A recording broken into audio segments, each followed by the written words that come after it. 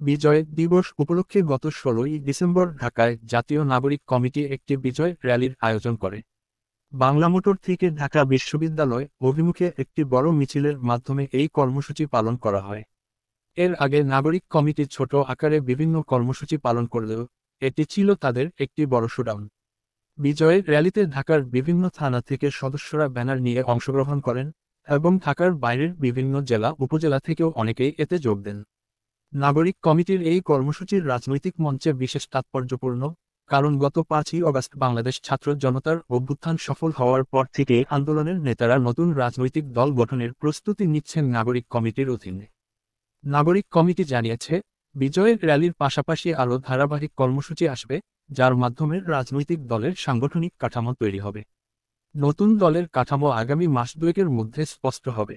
তবে নির্বাচনের সম্ভাব্য সময় ঘোষিত হওয়ার পর নতুন দলের